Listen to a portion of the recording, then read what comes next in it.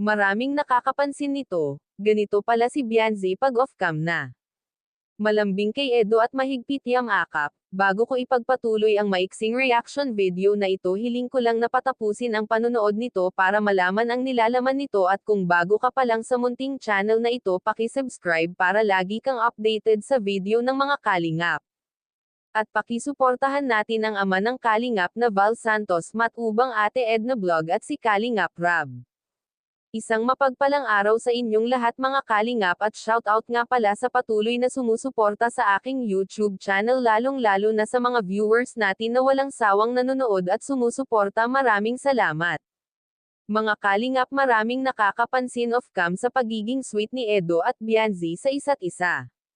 Sweet naman talaga si Edo sa mga babae at malambing pa ito. Lalong-lalo na at pagdating sa bahay ni Edo na halos puro babae ang mga kasama nito.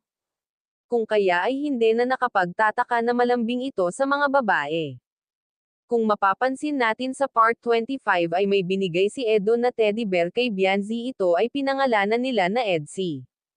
Hindi nga ito binibitawan ni Bianzi, kahit saan ito pumunta ito lagi niyang niyayakap ng mahigpit.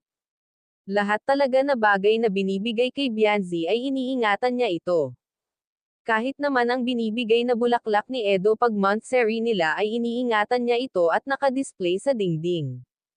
Nagulat nga si Kalingap Rab nang makita ang mga bagay na binibigay kay Bianzi, at dito nasabi ni Kalingap Rab, dito mo pala din i-display ang mga binibigay sa'yo. Dito nga ay sinabi ni Bianzi na sinisinop daw niya ang mga ito para meron siyang remembrance. Talagang masinop si Bianzi at memorize niya lahat ang mga taong tumulong sa kanya, dahil ito daw ang hindi niya makalimutan sa buong buhay niya. Hanggang dito na lang ang update ko mga kalingap, maraming salamat at God bless sa inyong lahat.